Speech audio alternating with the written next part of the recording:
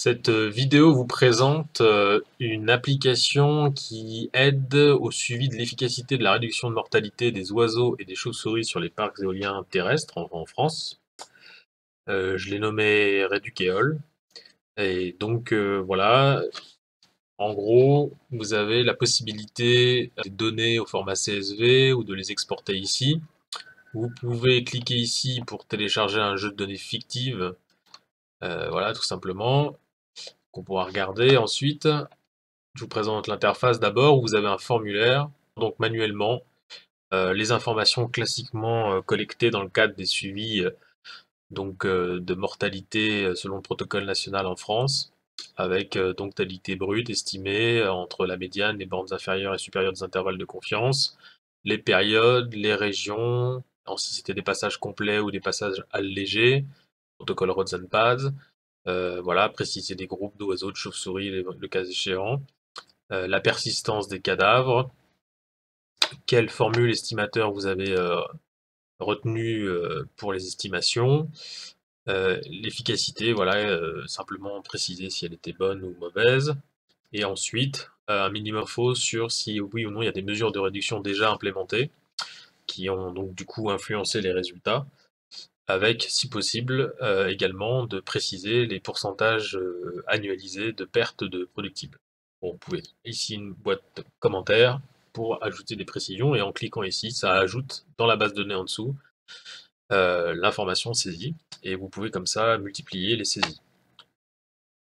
Donc, à partir de là, vous allez donc avoir des graphiques qui vont apparaître une fois que vous avez saisi. Donc là, pour l'exemple, je vais importer directement le fichier test, qui est ici, données mortalité test 2, format CSV. Voilà, je descends.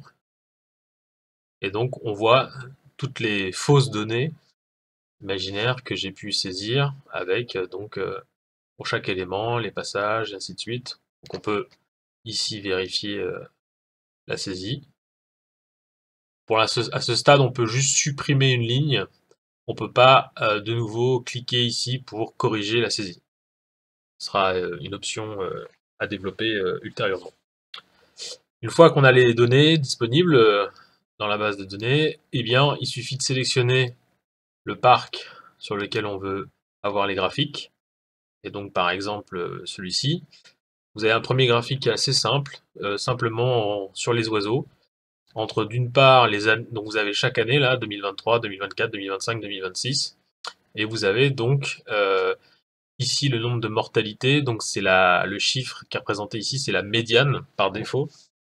Mais donc vous voyez que dans l'infobulle, vous avez la période de précisée, d'une part, et d'autre part, les bornes inférieures et supérieures de l'intervalle de confiance, et la perte de production qui est associée.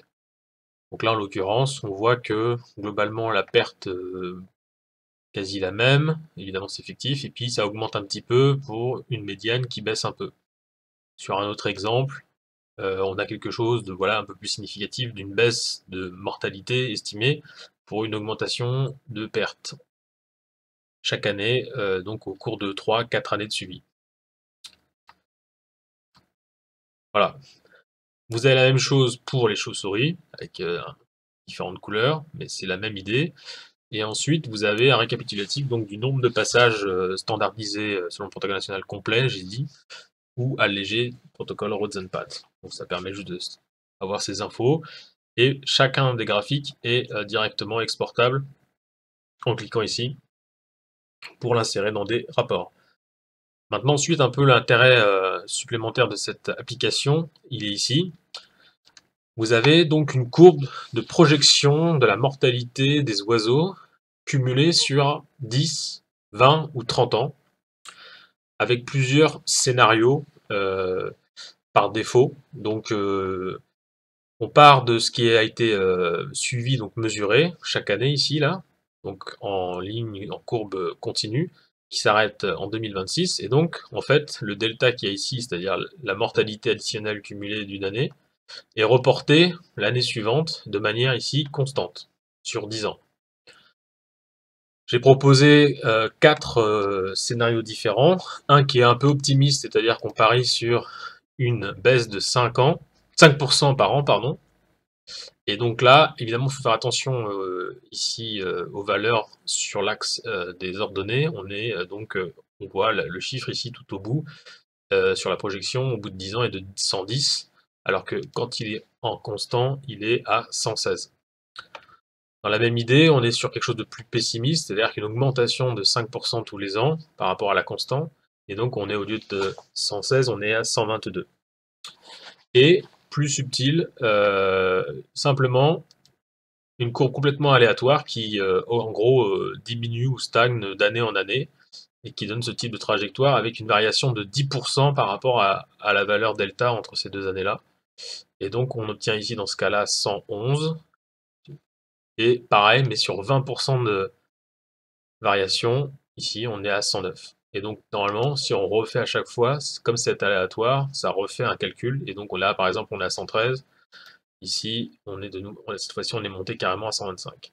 Donc c'est juste pour, comment dire, entre guillemets, jouer avec ce type de projection pour indiquer que selon le degré d'incertitude qu'on peut avoir avec une variation interannuelle, avec une certaine amplitude, donc soit tout le temps moins 5%, soit tout le temps plus 5%, soit plus ou moins 10%, soit encore plus large, plus ou moins 20%, on reste sur quelque chose qui est autour de 110, 120 par exemple.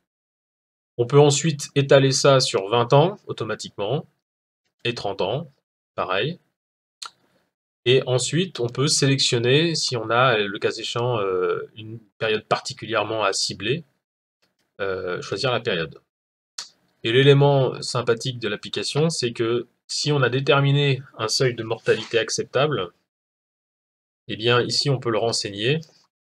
Donc je sais pas, moi imaginons que ce soit 200. Ici par exemple, eh ben, on a cette ligne droite ici qui vient intersectionner cette courbe pour vous indiquer voilà, que bah, oui, vous avez dépassé le seuil au bout de 30 ans. Alors que si on regarde le même seuil, évidemment, au bout de 20 ans, c'est pas le cas. Et donc, vous voyez, la différence, c'est qu'en dessous, vous avez la conclusion qui est assez évidente, mais voilà, c'est interactif, c'est direct. Et donc, on a les deux pour les oiseaux et pour les chauves-souris sur le même fonctionnement. Puis ensuite, on reprend pareil avec les mêmes scénarios, mais cette fois-ci sur une projection cumulative multiparc. Donc là, par exemple, si je reprends en haut dans la sélection, j'ai que à la ville. Si je mets les trois parcs, voilà, profitons de toutes les données. Et bien ici, sur cette projection multiparc, donc par ailleurs, oui, on voit les trois courbes en même temps, c'est possible aussi. Et donc là, c'est parc par parc, et pour le coup, en dessous, c'est donc les trois parcs cumulés avec une seule courbe. Alors pourquoi c'est aussi gras? Bah, c'est pour un peu évoquer ce côté où en gros il y a une épaisseur un petit peu sur lesquelles ça joue et qu'on n'est pas sur des choses ultra précises. Et donc, encore une fois, voilà, on a de la même manière, encore une fois, en regardant sur l'axe des ordonnées ou directement ici, on voit ici, par exemple, la mortalité cumulée tout parc, c'est 912. En aléatoire 10%, c'est 872. Et ici, par exemple, 918, et pareil, 868, 852. Donc voilà, c'est pour montrer que ça peut être plus ou moins, mais autour de cette valeur-là, autour de 850, plus ou moins, je sais pas, 30-40 comme indication sur 30 ans. Et encore une fois, on peut faire la même chose sur 10 ans et indiquer le seuil. Moi aussi, j'ai pas répété la même chose que tout à l'heure, c'est juste visuel pour voir évidemment qu'on a dépassé le seuil. Et par contre, ici, on peut filtrer par groupe. Si on a renseigné si c'était des rapaces, par exemple, eh bien voilà, ici, c'est pas le cas. Évidemment, le seuil sera pas le même. Il faut voir à chaque fois en fonction des espèces, mais si je mets 40, c'est le cas.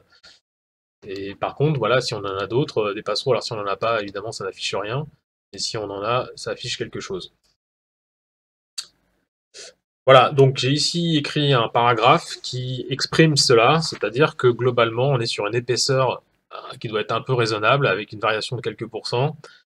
Et donc l'année du dépassement, c'est pas quelque chose à prendre de manière aussi stricte. Voilà, ça sera pile poil à 2033 par exemple. C'est évidemment à 1 ou 2, voire plus années d'écart, selon, bah, surtout quand on regarde à 30 ans, la projection est beaucoup plus difficile à être euh, probable. Et une fois qu'on a vu et compris le fonctionnement de cela, en fait, je me suis basé sur le logiciel Evidence of AdSense 2.0 qui propose des modules de ce type-là, donc multiple years par exemple et multiple class, mais qui est un peu plus compliqué évidemment à appréhender, à utiliser, avec des intervalles de crédibilité autour de cela. Mais dans l'état d'esprit, c'est un peu la même idée de projection cumulée avec une certaine amplitude d'incertitude et donc de crédibilité selon les résultats de 3 années de suivi, voire 4, pour se projeter. Donc vous pouvez accéder à ces informations-là en cliquant sur le lien ici et en tapant EOA en bas. Et ensuite, donc on arrive au sujet délicat de la mortalité, des seuils de mortalité acceptables. Et là, j'ai proposé un tableau d'approche approximé selon le degré de menace, selon les listes rouges, donc régionales par défaut, si possible pour les nicheurs, sinon nationales, et les plus à jour possibles, avec donc selon son statut, eh bien, le seuil de mortalité additionnelle acceptable, ou autrement appelé l'impact relatif soit du projet, soit de l'ensemble du secteur avec plusieurs parcs, et qu'est-ce qui pourrait être acceptable en termes de variation, en termes d'impact relatif pour une espèce donnée. Donc vous avez ici, de manière un peu évidente, crescendo, donc en danger c'est peu, et évidemment préoccupation mineure c'est plus. Et donc, à partir de ce calculateur d'impact relatif sur une dynamique de population reproductrice, cette fois-ci uniquement à 10 ans, en se basant sur un modèle d'abord simple, vous pouvez sélectionner une espèce de rapace. Donc par exemple, ici vous avez classiquement le busard Saint-Martin, où vous avez des éléments sur la survie, la longévité, la fécondité, la mortalité, qui permettent déjà de auto-saisir ici quelques éléments, mais vous pouvez bien évidemment vous-même préciser, par exemple j'ai une population initiale de 20 individus, donc 20 couples, pardon, et ensuite on indique que par défaut, là j'ai mis à 80% que les individus étaient reproducteurs dans cette population initiale, c'est évidemment pour simplifier, donc c'est pas tout le temps le cas, mais voilà. Et donc par exemple si on peut avoir une idée que si ce maximum observé c'est 15 ans, je sais pas, on peut mettre 10 ans sur l'espérance de vie des adultes, la maturité sexuelle on peut mettre 2 ou 3 ans, donc juvénile, pas infantile, mais donc c'est donc faible, donc on peut mettre, je sais pas, 25%. Et combien il y a de jeunes par couple, bah, peut-être 2 ou 3. Et donc là, on reporte ce qu'on a eu comme mortalité estimée cumulée à partir de la médiane sur 10 ans, en ciblant spécifiquement, si possible, les rapaces, et s'il n'y a que dans les rapaces des busards, et bien ça correspond. Donc je ne sais pas, sur 10 ans, peut-être qu'on était à, on va commencer par 25 aussi, et on lance le calculateur en cliquant sur le bouton bleu, qui nous indique que là, on a évidemment un taux hyper important de impact relatif de 25%, ce qui est considérable. Donc il ne faut pas évidemment avoir 25 sur 10 ans pour une population initiale de 20. Par contre, si on avait une population dans un secteur donné assez plus étendu de 200, vous voyez bien que on est sur 10 fois moins, donc 2,5. On peut, plutôt d'avoir un calcul simple et tout ça, faire une simulation avec plusieurs tirages pour donner voilà, de manière un peu probabilistique avec un intervalle de confiance. Ici, ce qu'on appelle la simulation de Monte-Carlo, avec une variation aléatoire de l'ensemble de ces paramètres de 20%, quelque chose qui nous indique une médiane avec un intervalle de confiance à 90%. Donc on tourne autour de la valeur de 2,5 avec ces bornes inférieures et supérieures. Donc ce qui est très important évidemment, c'est de renseigner ces éléments-là de manière les plus précise possible par rapport à son site. Là, c'est évidemment un exemple fictif facile, mais donc ces données-là à saisir sont importantes et elles doivent être légitimées, argumentées, justifiées par la bibliographie autant que possible. Mais ça permet ici de faire ce calcul-là. Donc je l'ai fait pour les rapaces, mais j'ai fait aussi pareil pour les chauves-souris, où vous avez les données d'entrée, donc typiquement, je sais pas, la sérotype commune, vous avez ces infos-là ici.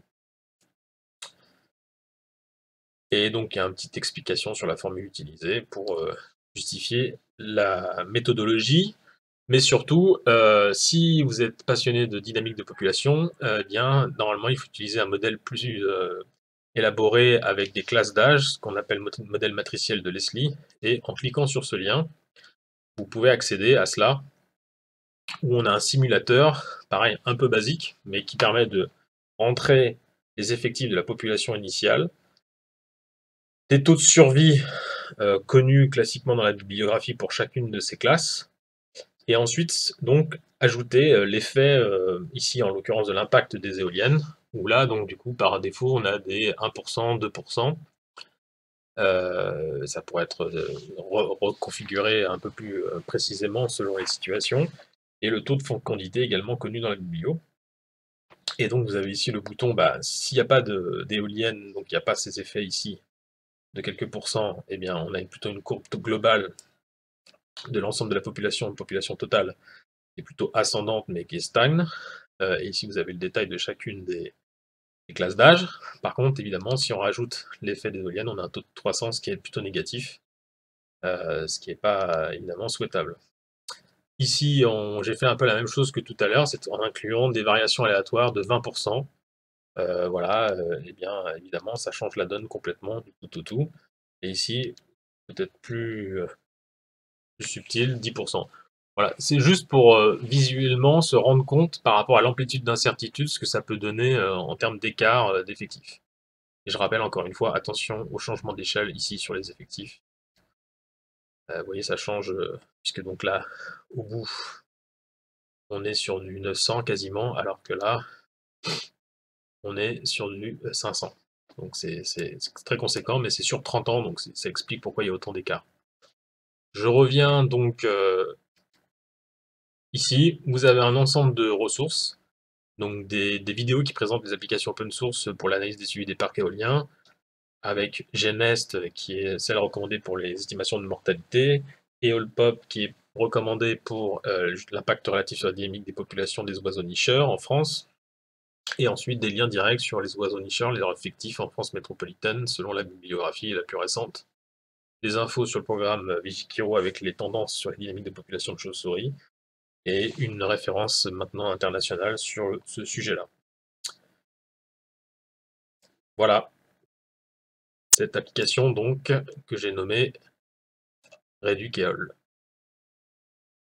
directement en ligne sur cette adresse, ici.